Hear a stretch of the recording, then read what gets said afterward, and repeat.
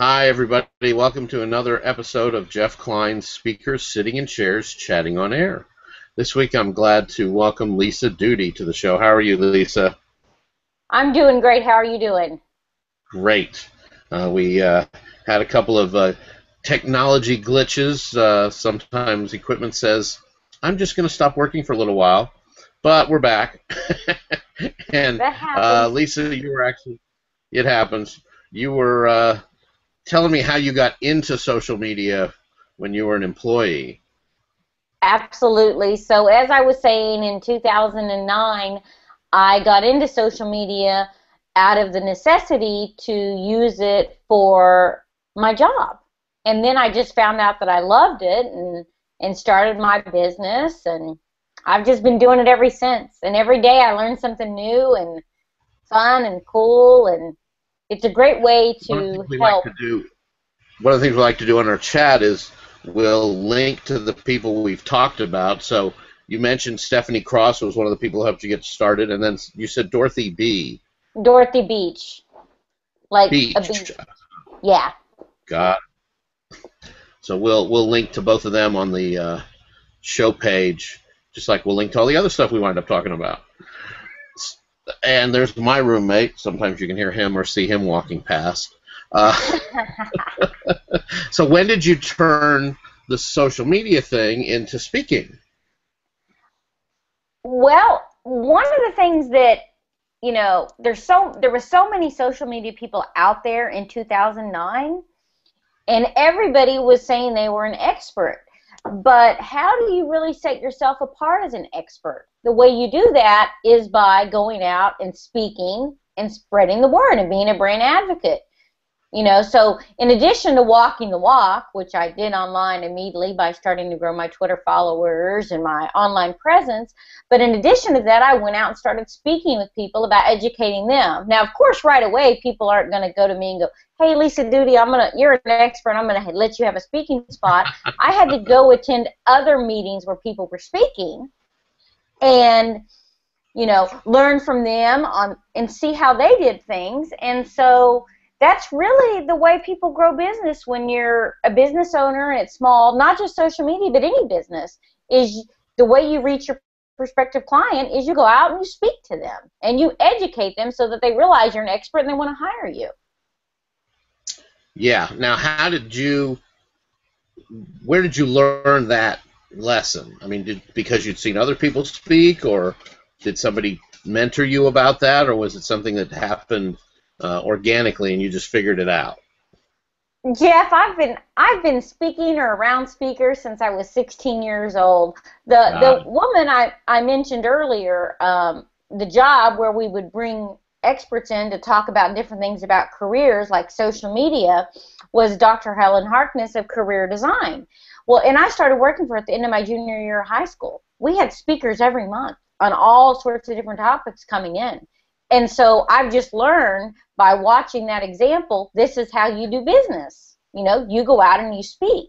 In addition to that, my mother owned a marketing company. And people always laugh about this, Jeff, but I did a demo, which is, where you go to Sam's Club or whatever and you see them passing out a food sample. Well, I was peddling popcorn at 13 years old in Montgomery Wards. Peddling popcorn. That was my first demo. I was dressed up like Raggedy Ann giving away popcorn samples. So shyness and not talking to people has never been something that's not in my vocabulary. That's pretty funny. I did a little bit of that when they called it being a manufacturer's rep. I did a little bit of that in the cell phone world in Office Depot, Office Max, Computer City, places like that. Once upon a time myself. And sometimes I even forget that I did that. Everybody's always really surprised when I tell them about that, but it doesn't surprise them, once they get to know me, because they're like, that explains why you don't know any strangers, because of course I couldn't know any strangers peddling popcorn. Yeah, that's hilarious. Yeah, well, and so you were the kid of marketing people. I'm the kid of social workers and volunteers, and people like that. So, as you know, I fell into speaking totally by accident. I didn't know about this thing about business speaking until I started doing it and teaching people about business networking along the way to trying to get them to become clients of my ad agency, which I had at the time. So where did we first cross paths? Was it at one of the meetups or something? Well, I heard about your name for years before we ever actually met in person.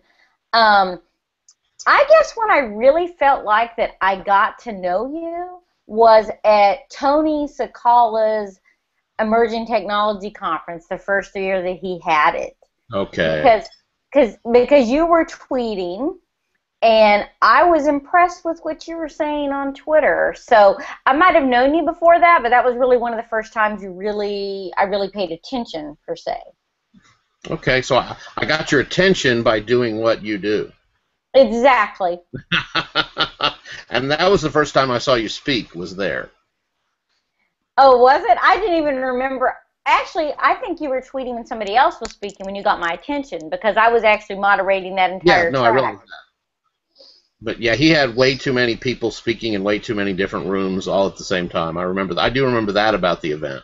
It's hard when you plan an event because you want to get lots of variety. You know, I myself, at DFW Rocks, I have 5 tracks running at the same time, and it can be a lot. Well, but have you always had, or have you grown into that? The first year we were all in one room. It was just a one-day conference. The second year, I've got to think about it for a second. The second year, I had 3 tracks. I think 3 or 4 tracks running at the same time. But you still had one day where everybody was in the same room, and then a separate day for the breakouts, right? Yeah, yes, absolutely. A second day for the breakouts. And I think the biggest thing about that event that I remember what Tony did was it wasn't that there was too many, it was just that it all seemed pretty frantic. Yeah, there was a lot of tough choices about which one to go to, which is always that way at every conference. Yeah, and there also weren't breaks between the different sessions. I think that was part of it too. But yeah, I mean, you know, you and I have both run big events, so we understand how difficult it is to match that stuff up. And now your event is about to grow exponentially because you've taken it out of being a local event, right? Yeah, absolutely. It's funny because I said DFW Rocks earlier. Well, it's really Rocks Digital now is the new rebranded name. And what's so funny about it is that I actually, in conversation last week with somebody, kept referencing it as Rocks Digital in prior years and not saying DFW Rocks. And I'm like, wait a second, we're just now Rocks Digital, but it's just like a mind thing. You know, you get used to what you are speaking. So yeah, I'm really excited. The conference is it was really a national conference last year. I mean, yeah. I had an attendee from Mexico and a registration from the UK, which couldn't come at the last minute. So I mean, it's already been national, but it's going to grow exponentially because I have partnered with the CEO of Advice Interactive, Bernadette Coleman, and so we're co-organizing. And I'm really looking forward to that because she has all the big corporate and I have all the small business owners. So we're really going to rock it this in 2015. Yeah, well, and it was just you were branded as DFW, and now that goes away and you become the No Borders conference like you really always wanted, right? Exactly. Absolutely, I agree. Well, and that's actually something that's happening with Speaker Co-op this year is the borders are going away. And I'm also, I don't know if you and I have had this conversation, but I've been helping a lot of the people I work with realize that they don't need to limit themselves geographically no matter what they do for a living. You know, even if they're a dentist, they can have, you know, audios that educate people about what they're expert at that they can sell to anybody all over the world who speaks their language. That's true. There's so much technology available to do those things. I mean, I provide social media coaching to clients in the UK. I had someone in Australia email me a few weeks ago and want a coaching session with me. I mean, That's there's so much great. technology. There's so much technology available in today's world that it's limitless as long as you maximize the use of it. You bet. And I guess the only I know England is either 7 or 8 hours different from us because of daylight savings time. I don't know. I think Australia is like 18 hours off. So the only thing you'd have to coordinate is who gets to be up either late at night or early in the morning, right? Exactly. You know, I had a client that I used to Skype with, and in order for us to be in the same time zone, we had to have a conversation, you know, a conversation where we were both awake.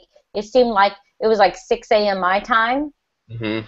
you know, or we had to do it when it was really late her time in order, you know, because we both had busy schedules during, you know, with other things going on. So I get it. But the bounds are limitless in today's world for sure. Yeah. Well, and I'm willing to be flexible with my schedule when somebody's a paying client. No problem there, right? As long as my brain is still functioning, I'm flexible.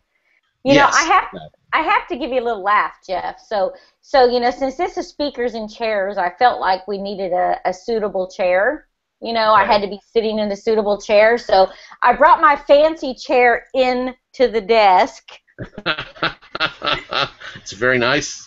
You know, I'm normally sitting at my kitchen table chair because it's so much easier to crawl under the desk. Uh-huh. But I thought I'll roll the fancy chair in here to my office to be funny since it's speakers and chairs.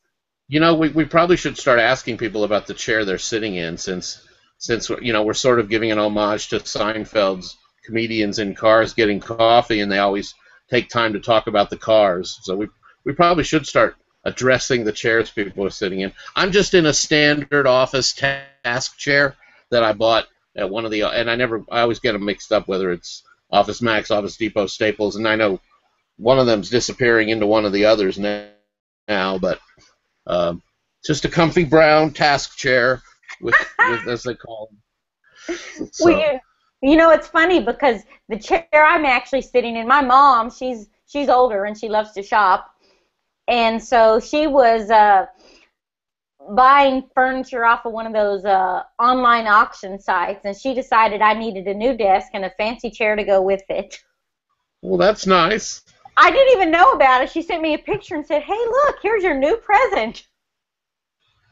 And they delivered to your house, and you had to put it together, right? No, it was put together. It was completely. No, it was completely. It was like a local auction place where they went to the location and picked up the furniture. So it's real furniture as opposed to mine that came in a box I had to assemble. Yeah, it's really nice and pretty, but the downside is that I can't get the chair to scoot under my desk. That's the problem. That's why the fancy chair sits in the other room. Well, you know, you can get some like extensions on the legs of your desk, and never mind. That's another conversation. Never mind. No, that's funny. I partially, I guess, most of my working life when I was an employee for other people, somehow part of my job was putting furniture together. When I worked at Radio Shack, I put together computer desks. When I worked at even at Sanger Harris back in the day, I remember having to put together like displays or something. And then when I was in the film business, I did a lot of assembly of different things. Well, you know, I've put together my share of furniture, but, you know, I always prefer the I don't know how to do it, so I don't have to do it approach. Mm-hmm. And so I've learned over time, if I don't know how to do it, I don't have to. And so I have a tendency not to admit that I've put my share of bookshelves together. Some even simpler than the ones behind you. I will tell you, a lot of that furniture assembly was being a nice guy or being a friend to and helping somebody put furniture together. So the ones behind me, these were in my prop shop back in the day, and I put them together for that. And then of course I used to rent them out to. These have been in lots of different videos, these particular bookcases. But at one point, I built my own bookcases, Lisa, and I had, I have lots of books. This is a tiny sample of how many books I actually have. I have probably 10 of these 3-foot bookcases of different flavors all around my apartment. Around my, I live in a triplex, but that are and they're mostly full of books. One section is full of records. I still have a bunch of LPs, and a couple are future homes for books. Although I do get rid of things from time to time. Books usually don't seem to. Do you still play?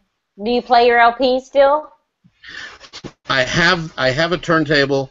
Actually, I have 2 turntables. I haven't played one in years, but I just recently got a little device to digitize cassette tapes, and I don't even know if my cassettes are still any good, but I have created the beginning of a project of digitizing a bunch of cassettes.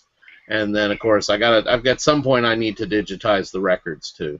Of course, currently I can't get my iTunes to let me load any new music, which is a whole other conversation. Actually, I take that back. It'll load new music. I can't get it to load my folder of all my formerly digitized music. So I don't expect to hear from an Apple rep after this call, but.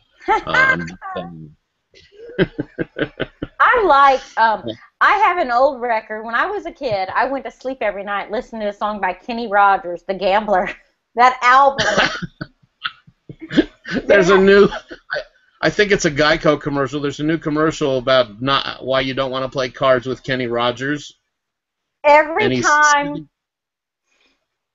He's sitting at the table singing The Gambler, and all the guys around the card table are giving him dirty looks.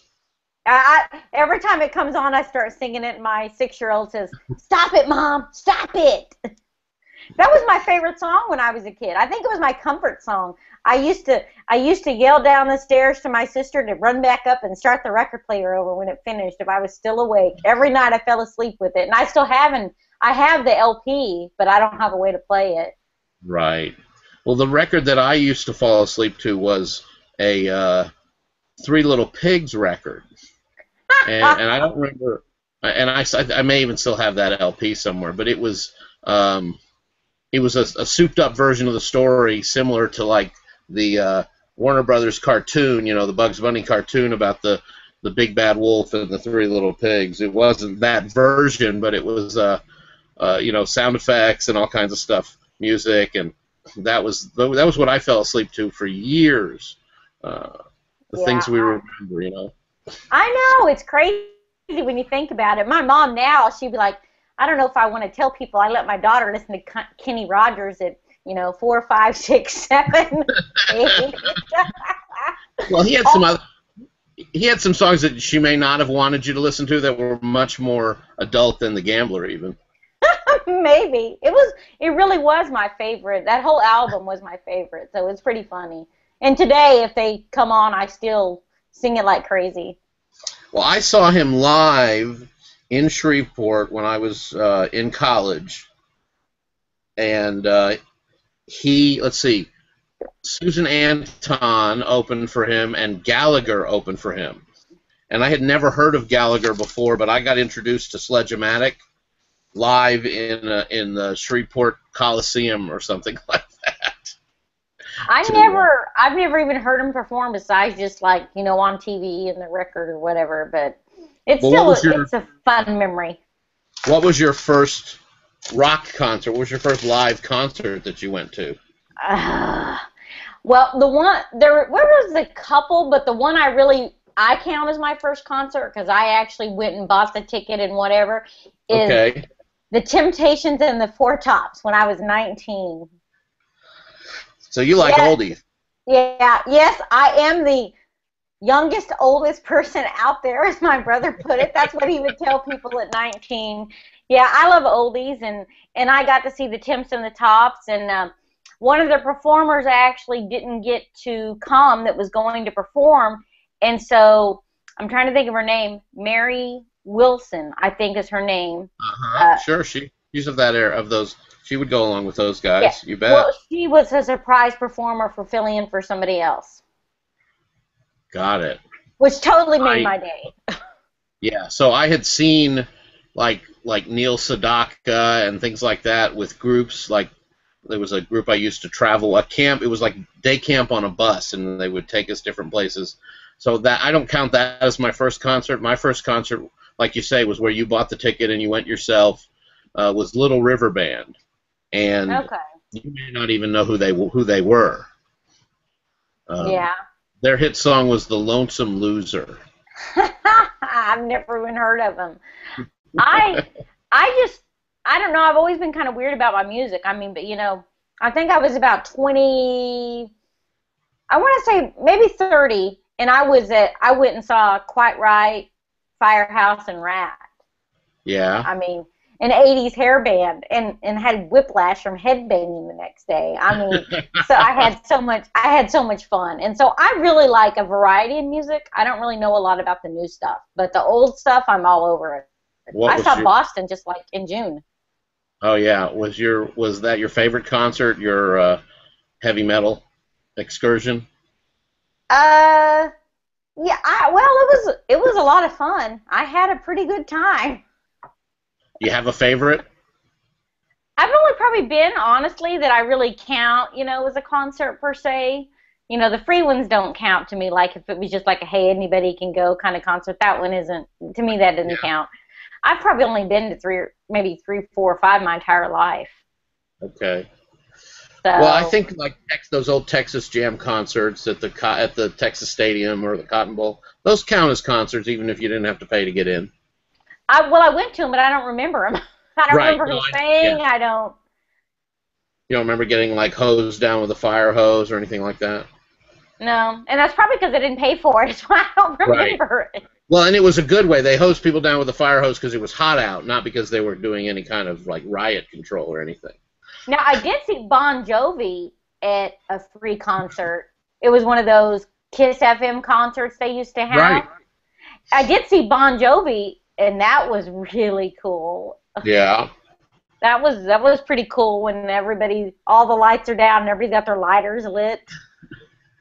And now there's a Zippo app on your iPhone that you I was hold going up. to say now we just use our iPhone. Well, people use like just the light on the phone, but I like to use the Zippo app, which has a picture of a lighter with the flame gun. That's more fun. But I see. I guess my favorite concert is still there's two. It was Styx, Kilroy was here tour, and then the other one I'm not sure which one was better was Eric Clapton right here at Reunion Arena. Right before they tore Reunion down, it was one of the last concerts there, and I sat in like the 40th row on the floor, and they had a camera on the guitar, so you could watch the big screen, actually watch him play his guitar. It was pretty cool, no question about that. That was one of those is my favorite, and it's still up in the air which one was better than the other. Yeah, I can understand that. Now, have you had to go to something like the Wiggles or something like that for your daughter? Not yet. Not yet. She's moved on from Justin Bieber, but for a while, anytime Justin Bieber was on TV, the whole world came to an end. Bieber, and then don't tell my daddy, because she didn't want her daddy to know she had a crush on her pretend invisible boyfriend Justin Bieber. Got it. Did you go to a concert? No, I never took her. She's not old enough for that yet. She's just 6. Okay. Well, my nieces have been to like Pinkalicious, stuff like that. She was only like 4, I think, at the time when she was in love with Bieber. Yeah. So you didn't have to do the circus excursions or any of that, huh? No, not yet. It's getting there, though. What's she obsessing with now? Huh? What is she obsessed with? Somebody like Bieber? Does she have Not a current now. obsession? No, she doesn't have a current obsession. Now she's really into singing herself and wanting cool. to be a singer or whatever. She loves music, and dancing, and she wants to be a cheerleader. That's her new obsession right now. She wants to be what? She wants to be a cheerleader. Were you a cheerleader, Lisa? No. I'm a klutz, and she is too. Yeah. Were you a band person or a drama person or any of that?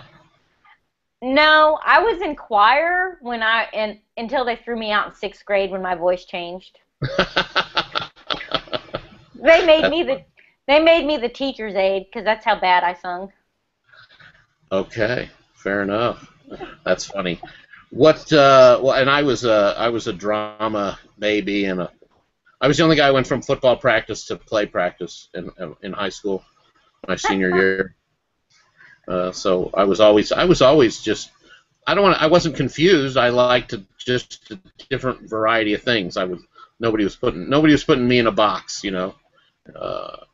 So one of the things we like to, and we've been talking about it a little bit. One of the things we like to talk about on the podcast, Lisa, is what you're consuming lately. You know, like books, movies, TV shows, podcasts. What's got your attention these days? Well, what I really like to do is read blogs. I use a FeedSpot, which is just a feed reader since they got rid of Google Reader. And I can't even tell you how many blogs I read every day, Jeff. Probably 100 or 200 on all sorts of different topics. And I'll just go through and read the headlines and then read the ones that catch my attention. That's really how I like to consume. Yeah, is it all work stuff, or are you getting news and fun stuff too? It's all sorts of stuff. One of the funnest blogs that I read is actually divorce on the Huffington Post for a divorce client. Yeah. Some of the stuff that they talk about in there is just hilarious. I mean, I'll just read that blog and just sit there and laugh out loud as I'm reading the headlines and whatever they're saying, you know, the reasons he left you, the 10 ways to keep your spouse, why you should forgive him for cheating. I mean, just all sorts of, it's hilarious. But I read all sorts of blogs. I also like to read Pick the Brain, which is like a self-improvement blog.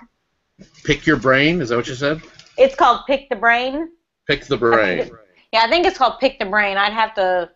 It's a real popular blog. I'm going to Google it now so I can make sure I'm saying it right.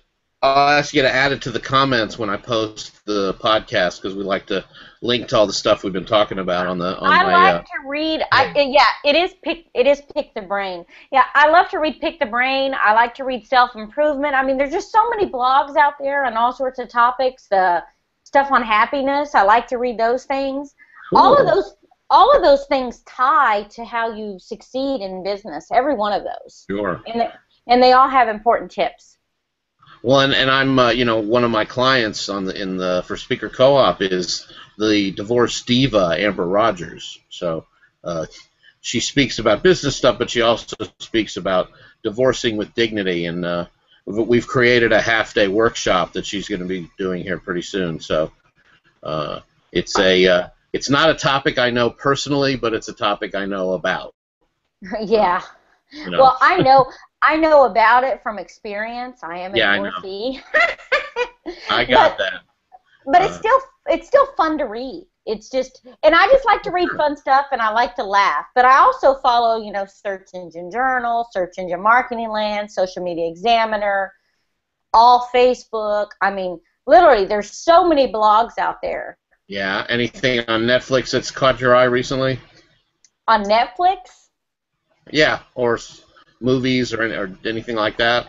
Well, I watched the Jobs movie. I thought that was pretty good, thinking about technology. For me, when I'm watching a movie, I'm really about laughter, because then I'm a serious person, Jeff. I work all the time. And so when I watch a movie, I want to laugh. And so, I'm looking for something funny. I also, though, like crime drama, which always surprises people. I mean, like, I've probably seen every Law and Order there is. I mean, multiple times. over and over, I can watch them. So, you know, on Saturday when NCIS is on or Law and Order, you can bet if my 6-year-old is entertaining herself with something else, I'm watching one of those shows. There you go. Well, a new season of New Girl just came out on Netflix, so I've been watching that for my smiles and giggles. Yeah, I actually saw that when I was looking at the iPad last night that they were saying that season came out. You know, I liked watching the Sherlock Holmes series. I mean, any of those kind of things are what I'm into, and I'm a Trekkie also. I'm a major geek, you know. If it's geeky, I'm into it, you know. I've watched every season of Star Trek multiple times. Okay, so Picard or Kirk? Oh, Picard all the way. I knew you were going to say that. I did. I love them all, but I like Picard. Yeah. Yeah. Well, I'm gonna have to say Kirk, but I'm also gonna have to say I've been rewatching Enterprise, with Scott Bakula, and yeah, I've never seen anything he's been in that I didn't like. Yeah, I really liked it too. You know, people joke with me, and anybody that watches this, well, they'll say, "Oh, well, of course she's going to pick Picard," because people joke with me and say that I have a thing for bald men. I don't know if it's true or not, but it just seems like it seems like I have a lot of friends that are bald, or I like bald actors like Sean Connery, or you know, so anybody that knows me would say, "Oh yeah, she's going to pick Picard because she likes bald men." And most of your bald friends are men, but not all of them, right? No. What? What'd you say? I was teasing. I said most of your bald friends are men, but not all of them. Yeah, most of my bald friends. Yeah, you still have your hair. I consider you a friend. No, I was making a joke about bald women that you missed. But yeah, most of my friends, and my ex-husband was even bald. A big bald-headed biker, believe it or not. Wow. Well, this has been a lot of fun, Lissa. Tell everybody your website, and I'll remind everybody that Lissa is spelled with 2 S's. So tell everybody your website so they can learn more about you. My website is lissaduty.com, and that is LISSADUTY.com. I quickly wanted to say, Jeff, that I am an author of 2 books. 2 books. All right. And so they can check them out on my site. And anybody wants to know anything about me, they can Google Lissa Duty, and they'll find me getting in trouble somewhere. Right. And I've got both books, and they're both must-haves for anybody who is on social media. One's Facebook-focused, and one's LinkedIn-focused. One's Twitter-focused. Twitter, I'm sorry. Twitter and LinkedIn. When's the Facebook book coming out? Well, that's because you know that my Facebook book's coming out right around the corner. Yeah. Yeah. Well, this has been Speakers Sitting in Chairs Chatting on Air. I'm glad we finally actually spent some time talking about chairs this time out. Thank you so much, Lissa Duty. This is Jeff Klein, and we'll see you next time. Thank you.